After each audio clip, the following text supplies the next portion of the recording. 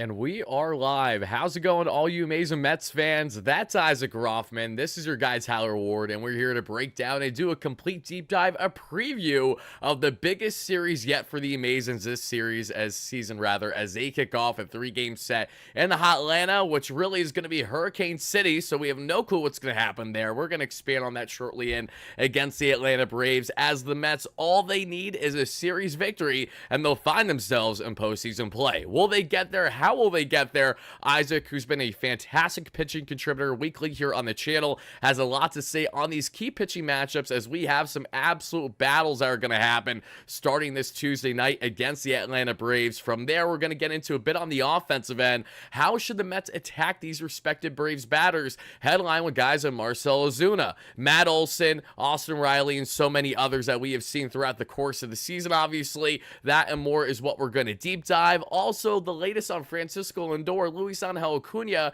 How are they going to go about that in this series and everything in between? That is what we're going to break down. But everyone first chiming in live on a replay, thank you all so much for being in here. Greatly appreciate it. Michael Stroh, great member. Happy to have you in here. Mr. Chicken, Jose, Murdoch, Ethan. Going up the list here, we see Scott, Daniel, Mr. Nobody, Hunter, Daniel, Kiko, Camp, great member. Thank you so much for taking the time, everybody. We appreciate you. And Isaac, I appreciate you, my man. I know that you've been a busy bee as of late, so appreciate you taking the time tonight. And first and foremost, I just have to ask you, what is the initial reaction after last night's victory? Because I woke up today, I said, there isn't a chance in Edwin Diaz really got 10 outs in a 24-hour span. Nope, don't pinch me. I'm not dreaming. This is a reality, and this is what's happening in Mets land. Let me hear it, Isaac. What's the latest with you? Yeah, the whole month of September has definitely felt like a dream for Mets fans. It's an atmosphere. It's a team that we haven't seen the likes of since 2015. And for young fans like me who were 10 years old in 2015, it's something we haven't seen in our Mets fans' conscious lifetimes. So it's been an awesome time seeing the stadium packed. I wish I could go to some of those games. Seeing the crowd riding on every pitch. Edwin Diaz, the bullpen stepping up yesterday in general was incredible. And hopefully they can keep the energy going in Atlanta.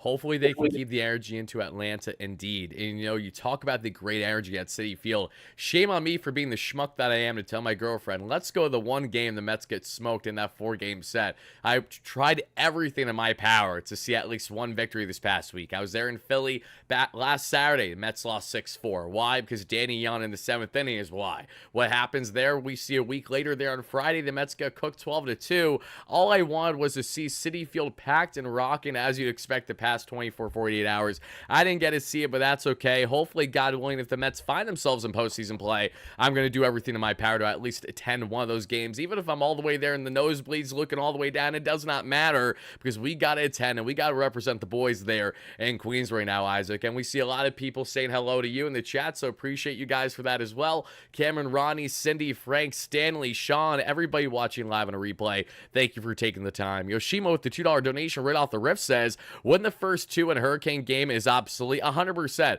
And hopefully we don't have to worry about the weather too much until this Thursday after the Mets hopefully secured a series victory. But in order for the Mets to secure a series victory, there are a lot of things I need to go right for this Mets team, Isaac. So let's just get right into this one, because I can sit here and drool and tell you how much I've been obsessed with this Mets team over the past number of weeks now, as they have had the best record in Major League Baseball since the end of May. They have had a tremendous record now. If I'm not mistaken, they are, I believe, 18-5 over their past stretch of games now. Absolutely insane how good they've been playing their baseball over the past 20, 25, 30 games now. And really the whole course of the season since summer has began. But there's been a lot of ebbs and flows. And there's been one man that was our certainty, our savior, and Francisco MVP Lindor. And the big hot button topic that everyone wants to talk about, that everyone wants to know is Lindor going to play this series? The latest that we have heard regarding Lindor, he spoke himself yesterday, Mets post-game, stating the following: how yes, if he does play again this season, he is going to be dealing with an ailment. He's not going to be healthy again this year, even after receiving those shots. He's not going to be 100% pain-free, but it's the matter of it being manageable and something that he can deal with, as he did the weeks prior, leading up until he reached a boiling point that we saw, which was kind of aggravated there by sliding past that second base bag, I believe, against the Phillies or so. Either way, since then, Lindor looking better each and every day. It's taking a slow roll, as we know, but is expected to return to the Mets as soon as this Tuesday. So that raises a greater question for this Mets team. If you're going to bring back Francisco Lindor and you want to make sure that you can keep him as healthy as possible, does that mean that Francisco Lindor should deviate from the shortstop position and get more reps at DH? I proposed this to many Mets fans this past night, stating how why not have an opportunity where you have Lindor getting some DH reps potentially to keep Acuna in that infield at shortstop, Iglesias at second base, and everything afloat. And knowing that JD Martinez has been so Jekyll and Hyde with the offense this year, it could warrant said discussion and said decision. Or you could go down the route of potentially Mark Vientos gain some reps there in the DH position, having Lindor there at short if he's comfortable enough, Acuna at second base, and Iglesias at third based on matchups. How do you feel about Lindor, his latest stats, and what do you ultimately believe the Mets and Carlos Mendoza should do here? I definitely think that you need to play the hot hand when you're this late in the season. So you probably wouldn't want JD Martinez in the DH spot. So if it comes to that, you would want to keep Acuna, Iglesias, and Lindor all in the lineup because that's who's hot right now. They could get very creative. They could put Vientos in the DH spot, Iglesias at third, Lindor at short, even try something like Lindor at second, if that would decrease his workload, not having to make so many of those rangy plays. I don't know, and it probably won't happen, but it will be very interesting to see how they manage that if he's able to come back in this Braves series, and if he does, even if it is 60% of what he was before he got hurt, it will be helpful for this team, I believe. Yeah, I agree. As long as you don't do anything here with Lindor that potentially hurts him going beyond 2024, I think that's the big thing, right? Because it's not like we don't have him locked down for the next decade the way that we do. So it's important that you make sure that your star shortstop is healthy while also understanding the circumstances of our current situation. The Mets need to make sure that they not only secure the series victory, but just make sure they're in postseason play. And how deep the Mets go in playoffs, should they crack playoff play, will be completely indicative to a degree, I think we can all argue, with the health of Francisco Lindor. Because as great as Luisangel Acuña has been, and he has been absolutely tremendous, a human highlight reel that's set to face against his older brother's team there, and Ronnie and the Braves, and I'm so excited to see how that dynamic's going to be. I know they're already hanging out there. I saw a photo earlier today of them together, so that's awesome stuff. But Acuña, as amazing as lightning of a bottle that he has been for this Mets team, we all know this certainty that Francisco Lindor and his bat is alone. We all know the defense is electric, but if you're going to take that electric defense away, at least have the bat still be an implementation for this club. So right now, thankfully, everything is aligning that you can see for the Mets to find themselves in a position to have Lindor back. We just don't know exactly yet to what degree, and hopefully tomorrow pregame we're going to find out, and we will likely have pregame coverage for you all tomorrow as well for this jam-packed 3-game set, so be on the lookout for it there. Cameron, let's see here. I'll never understand why the Braves didn't build a retractable roof on their stadium. It's always hot and stormy down there. I don't understand it either, but at the same time, we also can't be hypocrites because we all know Citi Field deserves a retractable roof, and the Wilpons had one actually orchestrated in the early goings of the Citi Field makeup, but as soon as they realized how much it was going to cost them in a Wilponsian fashion, they said no. So no retractable roof for the Mets, no retractable roof for the Braves. We'll just see what happens with the Hurricane this week. But all right, guys, now let's get into here what we have to break down on these pitching matchups, because we have a lot to say on the offensive way on how the Mets can approach these respective batters and how our bats should be attacking these pitchers. But speaking of the pitchers, Isaac, let's get into it and let's break down what exactly these matchups are. So what do we have here for games 1, 2, and 3? Oh, give me 1 second, Isaac. Just want to make sure your audio is still going. I was muted. Sorry. Oh, okay. All right. You had me concerned for a hot second. Sorry, oh no, what is it this time? You're good. Let's go. Game 1, we have Spencer Schwellenbach versus Luis Severino. Game 2, we have Chris Sale versus David Peterson. And in Game 3, we have Max Fried versus Sean Manaea. So for Game 1, Spencer Schwellenbach, he's a young rookie that the Braves have just called up. He has 4 really good pitches. If there is a way to beat him, you would probably want to look for his fastballs. If you can get the fastballs low and a bit away to right-handed batters tend to be able to do damage on that. Um, Also, with his slider, you can't be swinging at sliders out of the zone. He gets a lot of whiffs on sliders out of the Okay. zone. So you want to look for sliders middle, or middle away. Um, for Chris Sale, we know him well as Mets fans. Um, if there's any weakness for him this season, there's very few, but it would be his fastballs and sinkers. His fastballs and sinkers get hit the hardest. Um, So if you can look for his fastball and sinkers low, get one over the plate, you may be able to hit it. But Chris Sale, he might not grade out incredibly with stuff or velocity. His arm angle is so deceptive, and the spin on his pitches are so deceptive that even a 92-mile-an-hour fastball will look very hard to hit to a hitter. And then Max Fried, he's had a kind of an up and down season in a contract year. Um, he also is vulnerable with sinkers and fastballs. So if you can get a fastball in the heart of the zone or a sinker in the heart of the zone, you can maybe do some damage on him. But looking at these three matchups, the one you'll be most concerned about is Sale, obviously, the Cy Young contender. There was concerns about him in his last start because his velocity was way down. It was revealed that there really wasn't anything wrong with him. He was against the Reds, so he was kind of easing it off a bit. So if there is anything wrong with him, maybe they'll have him pitch less innings. I doubt it because the Braves are fighting for their playoff lives here. Right. Yeah.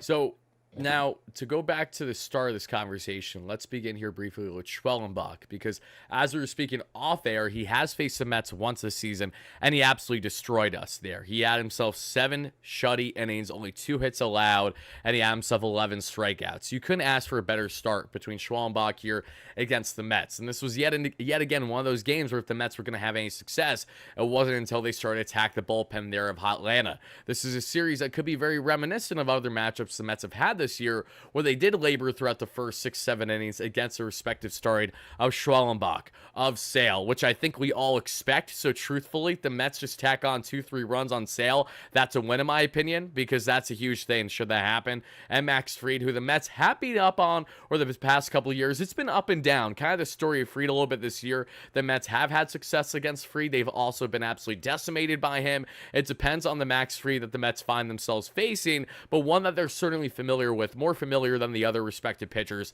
that we just discussed. So between Sale, Schwellenbach here, and also in Fried, now let's take a look at who they're going to be matching up against in this series, because game 1 for the Amazons we have matched up here is going to be none other than Mr. Luis Severino to match up against Schwellenbach. It's kind of funny how the Mets move up Severi by a day to have him on normal rest, knowing that they have the off day today, and Severino is matching up against the lone right-hander in this series, and then the following 2 starts are both respective southpaws. It's kind of funny how this matchup. So you got Sevy game 1 against Schwellenbach, Severino's 3.79 ERA to Schwellenbach's 3.61. The reason why I'm emphasizing the ERAs is as we take a look at the Mets rotation this year, let's appreciate the fact that they certainly right now don't have one starter with an ERA of 4 or higher. It's all 3 or so, which is absolutely insane. David Pearson, the game 2 starter for the Mets here, who's looking for a big bounce back start after only going 4 innings or so. A very premature pull there by Carlos Mendoza that, as you'd expect, didn't work out there. Peterson with a 3.08 ERA on the year,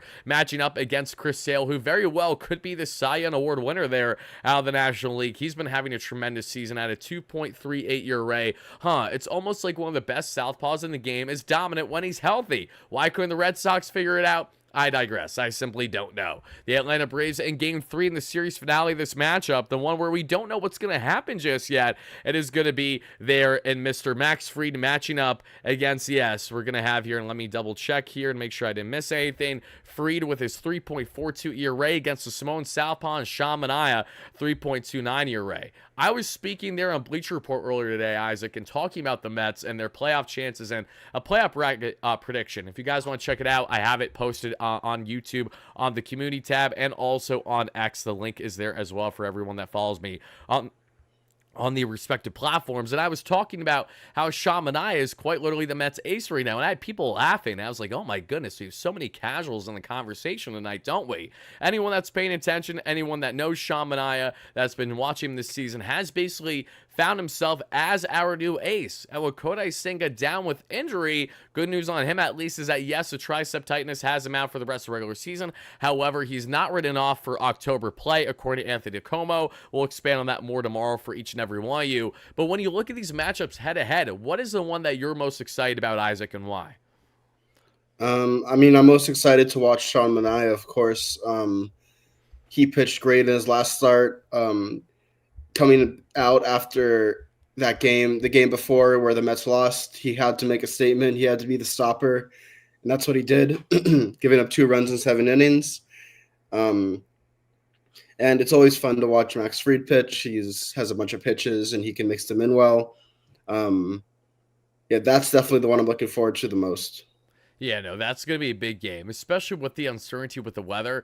Why do I feel like we're inevitably going to have that rubber game be that series finale, right? Like, if the Mets somehow, some way take the first 2, then by all means, I'm jumping for joy. We're going streaking down the block, and we're saying LFGM until, the sun rises. But unless that happens, I'm under the belief we're probably going to have potentially a split leading into that matchup, which is what's going to make the experience against Fried all that much more important. And when I look at experience, I look at the lineup that the Mets currently have rocking. That's where Lindor, you're going to want to see him batting there from the right side. That's where you're going to want to see Alonso locked in. He's had success. He's also faltered greatly to Fried, depending on the matchup and the day there. The depth of this Mets lineup should leave you to be inclined and believe, okay, the Mets stand a chance in every single matchup in this one. And that's the belief that I have, and I think all you guys have right now. But when we talk about matchups and we talk about the offensive side of things, let's talk now briefly here, Isaac, on how the Mets should go about attacking these Atlanta Braves batters. Because the Braves, yes, they're 2 games below the Mets right now that we know in the standings, but it's been because of those big injuries that they have sustained this year, headlined by their MVP caliber player and Ronald Acuna Jr. Luisangel will be facing off against his older brother's club, which is so exciting in this matchup. But what isn't exciting for a hot Atlanta has been their inconsistent year due to their injuries. And even with these ailments, they have still had some tremendous bats there, and leading the way on the offensive end, which I'm sure no one's proud or happy about to say, is Mr. Marcell Ozuna. Ozuna, as we know, has been having a tremendous year there for Atlanta. 38 home runs. Oh, why is a Marcell Ozuna MVP caliber player this year? I'll let you guys put 2 and 2 together on that one and get back to me. Ozuna there with a 309 average on the season, a 384 on base percentage, and a 555 slug, a 158 WRC plus. Matt Olson on the year, we're looking at 29 home runs, but always a killer against the Mets. A 246 average, a 332 on base percentage, and a 464 slug for a 118 WRC plus. Austin Riley with 19 home runs on the year due to injury as well. A 256 average, a 322 on base percentage, a 461 slug for a 116 WRC plus. And it's a down year for the Atlanta Braves when their 4th best hitter there is just at 104 WRC plus, and it's Travis d'Arnaud. Yes, you heard that correctly. 239 average, a 306 on base percentage, and a 437 slug there for the former Metropolitan catcher. So as we look at these matchups and we look at these heat maps, what the hell am I looking at, Isaac? Break it down for the folks. How are the Mets and their pitchers supposed to attack these lethal Braves batters? Yeah, so in these heat maps, I highlighted a few of the key Braves batters that I think are going to be the biggest challenges for the Mets pitchers. We can start with Olson, and what you're looking at is these heat maps from Fangraphs. And the red, basically the darker it is where the batter slugs the most, where he hits the most doubles and home runs, where he does the most damage. So a pitcher looking at this could infer that you want to throw pitches outside of those red areas. So for Olson, you can see that he does well kind of more up in the zone and some down in the zone, mostly middle. But he does struggle against fastballs low. But when you think about the matchups and Sean Manaea, for example, he's a guy who throws fastballs high. That could be an issue. I know it's a lefty-lefty matchup. Peterson also likes to throw fastballs high. That could be an issue too. Just don't hang them the way Peterson did like a season and a half ago. Do you remember that exact moment where he got absolutely screwed by the ump for that strike call? Next pitch, dang don out of here in Hotlanta. I'm still bothered by it. Yeah. So looking looking at that heat map, you can guess like sinkers could be a good idea here. Guess sinkers move to the corners of the plate, and we know that Sevy has a really good sinker that he's been using a lot this year. Right. So that's something to definitely look for. He's not great against changeups, Olsen. That's something Sevy could definitely exploit. And curveballs, it's a small sample size, but he's not great against curveballs. And Peterson's really the only pitcher in this group that throws curveballs. We could see him use that more. Okay. And moving on to the next chart, we have Marcell Ozuna. And again, you can see he kind of does damage lower than where Olsen does it, more middle of the zone. And he struggles, and you want to keep fastballs high against him. He does damage against fastballs low in the zone. He also kind of struggles against changeups, but it's a 148 WRC plus. That's his lowest WRC plus against any pitch, which is still really good. So maybe you can get him with a changeup low and out of the zone. Unlikely, but for Ozuna, there's a good chance you can hit them wherever you throw them. But overall, fastballs high around the corners, changeups and curveballs for him. Then Harris, he's kind of turned his season around recently. Yeah, he has been picking it up lately, I've noticed. Yeah, after a slow start, but he struggles a lot against sinkers historically. That's something you could see Peterson with that lefty-lefty matchup, get sinkers in on him. That could work. You don't want to throw fastballs high to him. You can see in his heat map that he does damage a little bit higher. He also struggles on changeups, something you could keep doing. But basically just keeping fastballs inside, using the sinkers for Severino and Peterson. Then Albies, guy that just got back, he does damage low, kind of a shorter guy, makes sense. He does damage low in the middle of the zone, and he's not great against sliders. So we can see all these pitchers for the Mets have decent sliders. We could see them use that. Also, sinkers, four seams low. That's what you could use on Albies.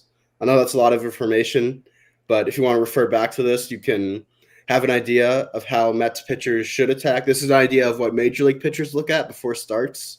They see where hitters do the most damage and which pitches they could throw.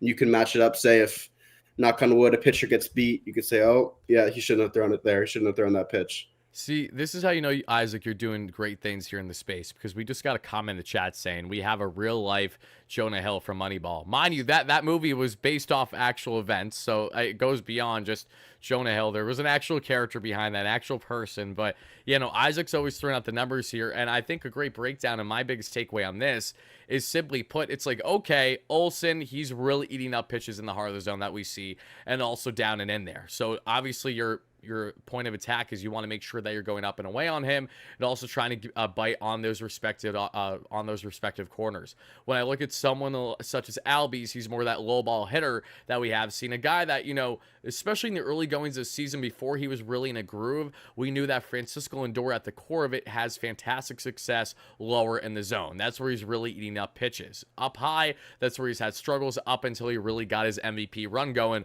over the past month and a half or so. In the case of Albies, you want to approach him in a similar way, especially with how he approaches the low end of the zone, and especially these smaller statured guys. That brings to a great discussion as well with someone like Luisangel Acuña and the great success that he has been having so far this season. From the bat speed that has been ridiculous, so much greater than a lot of people initially expected, to the home run heroics. It's going to be interesting to see how the Mets batters are approached from Chris Sale, from this entire bullpen that the Braves will be throwing out. Max Fried, Schwellenbach, you name it. All three guys who have had success against this Mets live this season. My question to you now, Isaac, is, okay, we got a taste on how to address and how to approach these batters. Marcell Ozuna, you obviously want to try to get him biting down and away there, as they have done plenty. Want to make sure you're not hating your slider the way that Edwin has done plenty in the past. We have seen those home runs, even when it was placed beautifully, just because the power there from Marcell Ozuna is amongst the best in Major League Baseball. As much as that pains us to say, it's still a reality. So what's also reality is how the Mets bats are supposed to be going about these respective at-bats here against Chris Sale, against Schwellenbach here, and also Max Fried. But I look at that Schwellenbach instance especially because these Mets batters, this Mets lineup had nothing, and I mean nothing to show for it, and the last time these respective teams matched up against each other. What do you think these respective hitters headline there that we have seen as of late, and Luisangel Acuña, who's been tremendous, but also Jose Iglesias leading the charge, Jesse Winker, because you know he's going to be in the lab there to face that right-hander, and everyone in between. What do you think will be some nice little tidbits for the Mets here to get up in front of Schwellenbach, something that they couldn't do first time around in their respective matchup? When we look at Schwellenbach's numbers and the kind of pitches that he's throwing at you. Yeah, throughout his career, the most problematic pitch for him has been his fastball. Again, it's a small sample size, but fastballs low and a bit away to right-handed batters. That's where they've been damaged the most against him.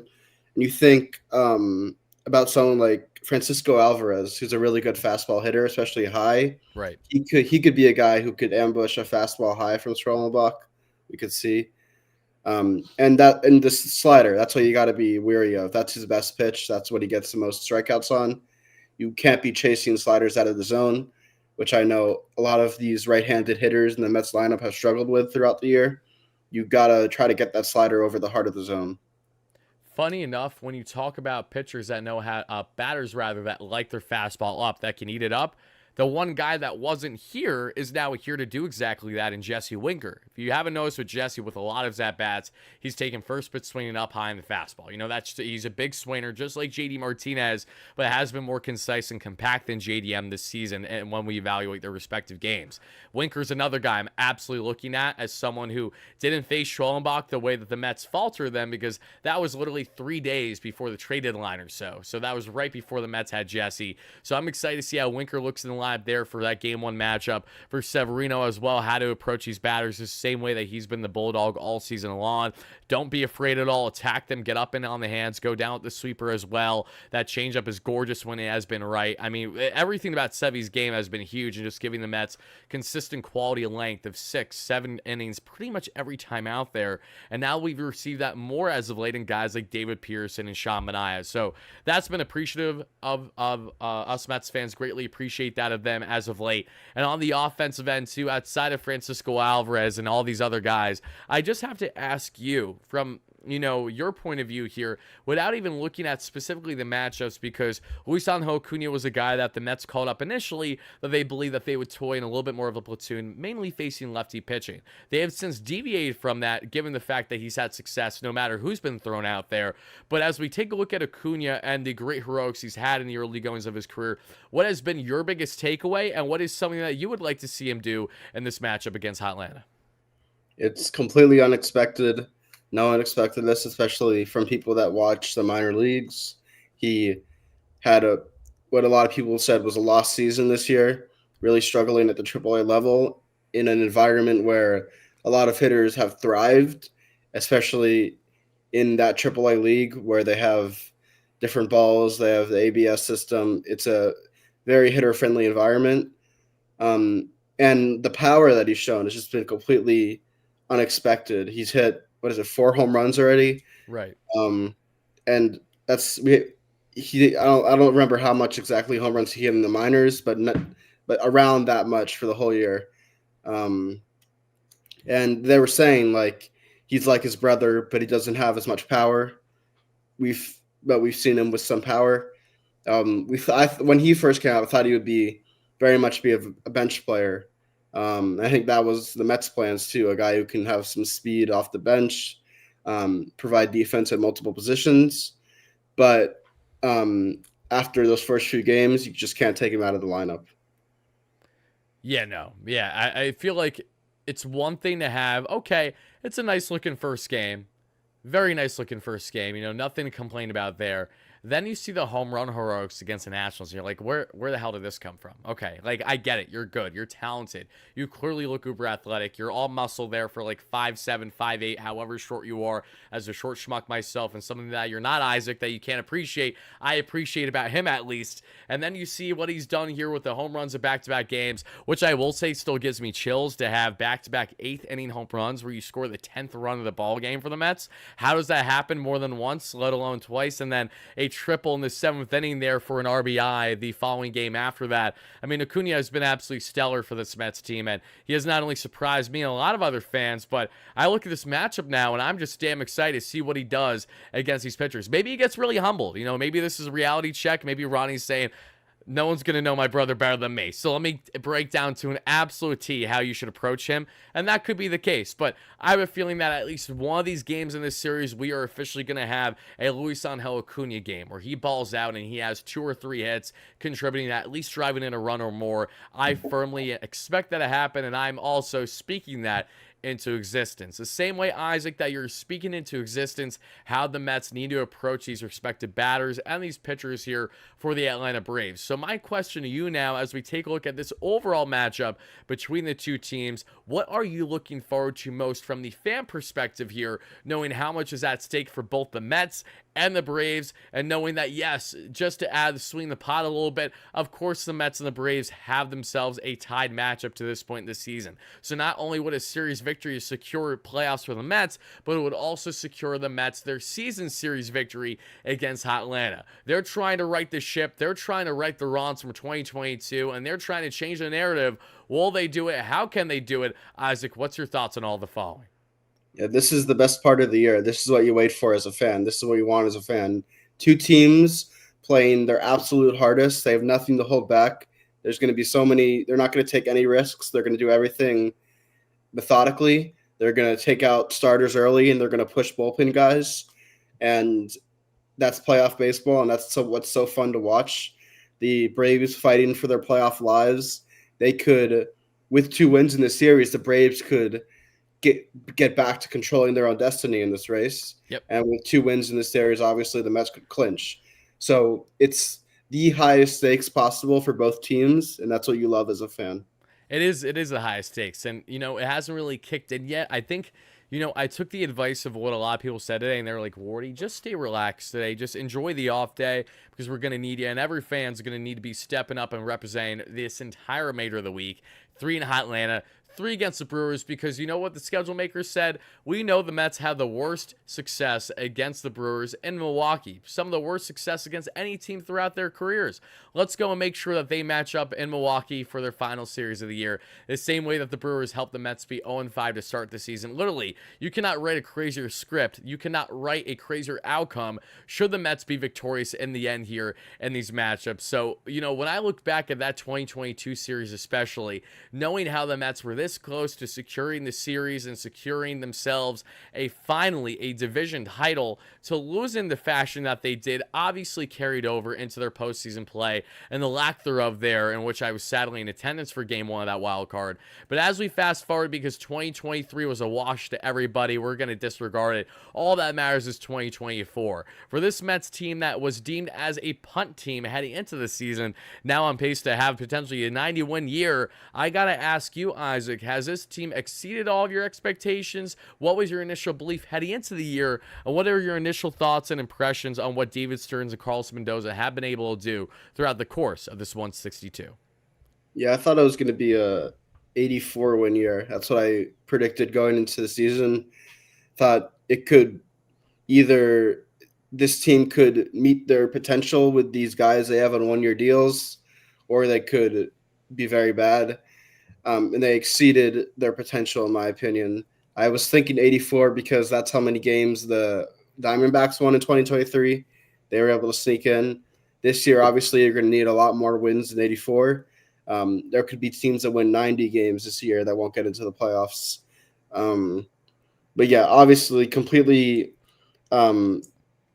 exceeded my expectations, and it shows you how great of a baseball mind David Stearns is. He's a master at making something out of nothing. And in a year where quote unquote had limited resources, he wasn't going to spend as crazy as the Mets have in past off seasons. He created a 90-win team. It's hopefully a 90-win team. It's really incredible. It is incredible, especially for all the doubters and the natural naysayers that we had all season long, especially after the, 11 games below 500. Every fan had no reason to be optimistic whatsoever. So anyone that was, I commend them greatly. And as we fast forward all these months later, aren't you just standing out on the top of the mountain saying, I told you so, mofos. I knew it from the beginning. This is what was going to happen. So shout out all my optimistic Mets fans out there, and shout out each and every one of you guys. A couple more tidbits I'd like to share before we wrap this one up are on the following. As we look in this Atlanta Braves series and we look on the offensive end for both teams, a couple things more that I want to highlight is the recent successes of guys that have been stepping up, whether that has been guys like Gio Urshela, whether that's been guys like Ramon Laureano, Jorge Soler, more of these later season acquisitions that were otherwise afterthoughts for the Braves, and when they're healthy, when they're right, have been relying on them to stay afloat in this wild card race this season. These are guys that the Mets need to make sure that they don't underestimate as they have their respective pitching matchups. Not that I believe that they will, but when you look at Albies, when you look at Olsen, and when you look at when you have all these key pieces there currently in Atlanta when they're going right, even Sean Murphy, who's had a very underwhelming year, has had a flair for the dramatic against this Mets club.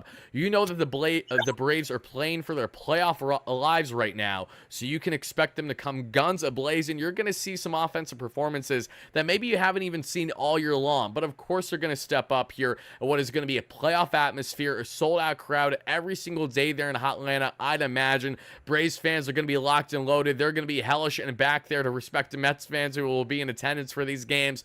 We need to see this team ball out and have themselves a masterful series and to put the foot down, get the curb stop going, put the foot on the neck of this Atlanta Braves team and tell them that it's time to go to sleep. That is what we need to see happen. And on the offensive end for this Mets team, Isaac, I have to ask you, just let's do a rapid fire right now. Name me 3 batters when you look at the respective pitching matchups in this series that you not only think but expect to have themselves strong series when we look at the Mets. So I'll give you a couple seconds here to formulate your thoughts here, and on a 3, 2, 1 go, I want you to tell me right away 3 Mets bats that you expect to have strong series and why. Okay, everybody, and same thing applies to all my live viewers and replay viewers. Spam them in the comments, and replay viewers down below in the comments as well. A 3, 2, 1 go. What is it, Isaac? Pete Alonso, Luisangel Acuña, and Francisco Alvarez. Okay, so let's start there with the final player you just said, Francisco Alvarez. He's 1,000% a guy that I'm locked in on this series. He's having his best offensive month since going all the way back to June right now. The power, the slugging is back in the 500 area, exactly where you want to be. Francisco Alvarez looks like the guy that we have been longing for all season long. So what about him do you think is most exciting about this matchup against the Braves? I picked 3 right-handed batters just because of the 2 lefties going against. But yeah, Alvarez, he is a guy that thrives in situations where the lights are bright. He wants to be up in those situations, and the lights aren't going to be brighter than they are in this in this series. And I expect him to catch some of those high fastballs, hit some out of the park. Just be a real spark plug, maybe higher in the lineup. Yeah, if we could see Alvarez, potentially moved up a little bit, if he's, batting that 5th, 6th range, depending on the matchup, not opposed at all. So let's go from Alvarez to talking about your second player on that list, which was the rookie Luisangel Acuña. Are you under the same wavelength that I am, that, we just all kind of want and expect to see one big game from him this series? Yeah, I think he's due. He's going to have at least one big game. He's done nothing but hit since he's got up here. I don't see a reason why that's going to stop. It could, hopefully not. But yeah, with his brother watching him, I'm sure he's going to have other family in attendance. It's a big moment for him, and I think he's a guy that likes the big moments. He is a guy that likes the big moments. And speaking of a man who, isn't known for the big moments, that's Pete Alonso. Let's talk about Pete, and let's talk about why you think he's going to prevail here in this 3-game set. Yeah, I just think that in what could be his second to last series as a Met, he's going to try to ball out. Again, anytime he tries to, especially this season in clutch moments, he hasn't been able to. But I think he's going to do everything he can to go out on a good note for the Mets. I like that.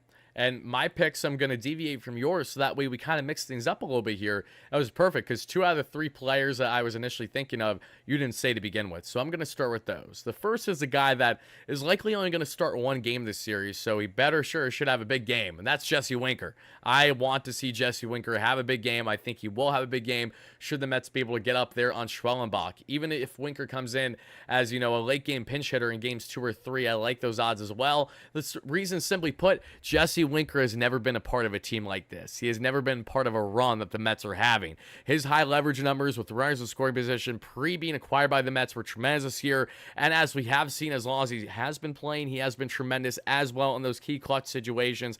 I love Jesse Winker to have at least 1 big game in this series, the same way that I love WardyNYM to have a great series overall. Not just in game 1, the righty-lefty matchup, but WardyNYM, let's not forget, is one of the most lethal batters for the Mets against left-handed pitching. He has been for a number of years now, and I expect him to do the same. Multiple home runs that we have seen over this past week, I expect that to continue there in Atlanta against these Braves. And last but not least, you went with Mr. El Troll Alvarez. I gotta go with Swaggy V Vientos is who I'm going to be hammering here, especially with those key lefty matchups against Sale, against Fried. They absolutely could eat them up, and I could see a world where Mark Vientos strikes out at least 3 times in one of those games. I could also see a world where he goes 1 for 4 with an RBI double, which was huge for the Mets in, say, a 3-2 victory. So those are the routes that I'm feeling. Alvarez was a sexy pick for sure, but I'm going to let you take him. And on the topic of Alonso, he's a guy that I want and hopefully will be seen break out, but he's got to prove it. Alonso's had some big hits for the Mets we have seen as of late,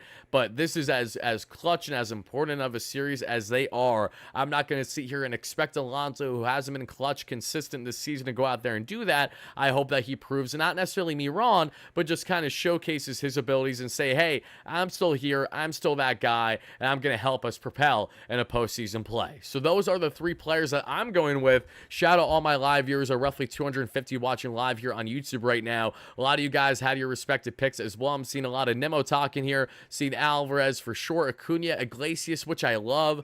Jose Iglesias, I feel like we always sleep on him somehow, even though every single night he's just your perfect plate setter there with a couple of hits, maybe a key double down the first baseline opposite field. He's just getting the job done every single time out there. Like, can we just appreciate Jose Iglesias for a second, Isaac? Did you have on your bingo card heading into the season this minor league deal would ultimately be the Mets' most valuable player, you could argue, not named Francisco Lindor?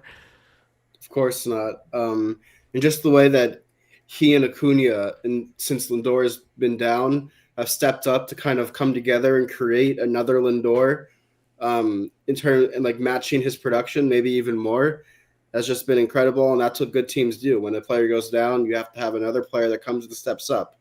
And that's exactly what this team has done. Because every team deals with injuries. It's about how your players react to those injuries. And the Mets have reacted very well. Even not having a guy like Kodai Senga all year, they've been able to manage.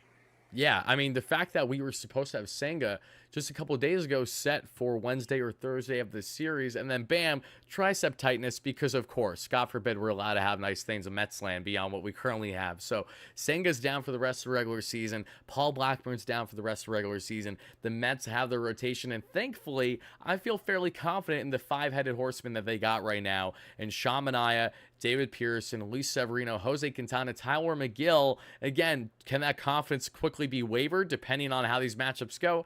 Absolutely. But for the time being, as we speak right now, all guys with sub-4 ERAs on the season, all guys that have had great impacts to varying degrees for this Mets team, and all guys that, I expect to have, hopefully, a big matchup here in this 3-game set against the Phillies. Pardon me, not the Phillies, the Braves. I'm still stuck on Phillies because we played them 7 times in, just over a week span. It feels wrong that we're not playing the Phillies tomorrow, if I'm being honest. And even more nerve-wracking that we're facing Atlanta, because this is it. This is going to be the World Series of a series.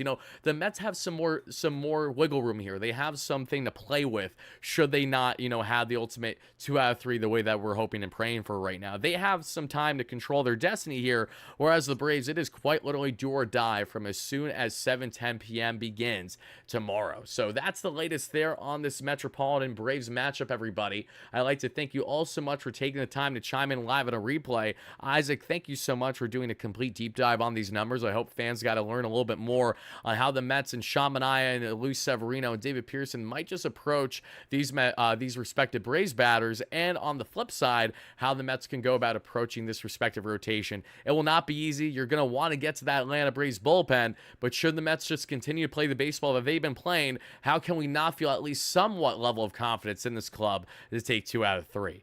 Before we get out of here, Truno with the $2 donation states, countdown to Acuña's Grand Slam off sale starts now. Dude, if Luisangel Acuña hits a Grand Slam off sale, Truno, I will not only congratulate you on calling it, but I think we're going to have to do a Wardy live stream just sprinting around my neighborhood. Like, we have to do something, right? Because at that point, all hell breaks loose. Isaac, here's the thing for you. If the Mets have a big moment happen, say in this series, what is the craziest reaction you'll have? Are you the type where you'll just be like, oh shit, nice, like that's awesome? Or are you the type where, depending on the heat of the moment, you might jump out of your seat? Maybe you're gonna go call your parent, or call your buddy and be like, did you just see what the hell happened? Like, what? Bring me through the mindset of Isaac Rothman when you're dealing with the key Mets moment, the way that we saw Edwin Diaz shut them down for a 6-out save last night. I'm a pretty even-tempered guy. I wouldn't go running around the neighborhood or running around the college.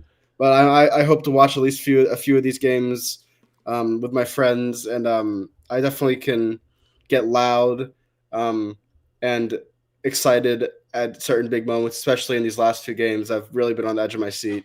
Yeah, I feel like for you, and correct me if I'm wrong, you probably find yourself more in the stress and the angst category than you do anything else, right? It's like, oh, all right, we got it. Like, oof, we got it. But man, oh man, that wasn't easy, because I feel like that's been me at many games in the past and this season. But last night hit me like a truck more than any game, I think, this year, at least in a hot minute.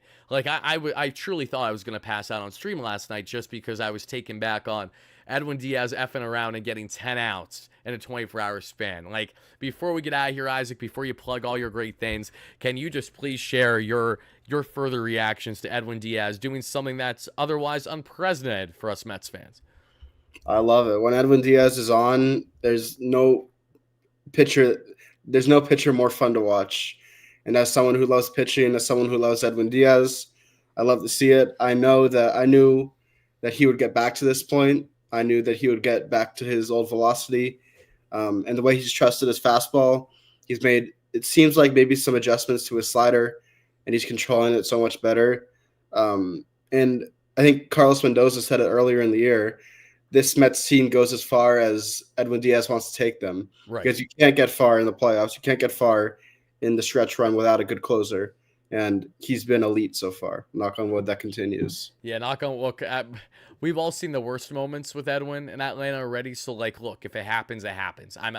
We've been through that pain. And I think, truthfully, the fact that we've already been wounded is what sets us up brilliantly for this, because that's what's kind of helped tamper the expectations, while also appreciating it more, because you're like, this wasn't a Metsian moment. Edwin didn't blow this. We actually won it comfortably. Yes, that actually happened. So shout out to Edwin Diaz for his greatness. We appreciate him. And as a sincere thank you to everyone watching live, Isaac, I know that you're not going to hear it live, but they're asking for the post-game jingle. So I think that we're going to have to end the live show with me bopping my head to a post-game jingle. So before I do that, Isaac, please let everyone know where they can find you and what kind of Mets-related work that they can expect to find, not only here on the channel, but on your respective socials. Follow me on X, Twitter at Isaac Groffman, ISAAC GROFFMAN. I do pitching breakdowns on there. Recently, a lot more coding work. I try to explain everything in a way that anyone can understand, some advanced pitching concepts. I do some stuff with Wardy on his bigger account at the WardyNYM with over 64,000 followers. So I do some Mets related threads on there. And yeah, big things are coming for both of us soon. Yeah, big things are coming. Look at Isaac with the little smirk cheek to cheek. He's like, little do you guys know. So that'll be it for Isaac. That'll be it for Wardy. We greatly appreciate you guys chiming into the latest New York Metropolitan Series preview as they get set for their biggest series yet, and all they need is 2 to crack postseason play. We'll see you guys all for our hopefully pregame coverage tomorrow in a jam-packed 3-game set of a series. We'll be live after the conclusion of every single game immediately. Tuesday, Wednesday, and hopefully right after that Thursday series sweep and the hurricane is not a problem. Until then, have a fantastic rest of your night, day, evening, whenever you're watching this, and let's let it rip as we always do with the official WardyNYM post-game jingle.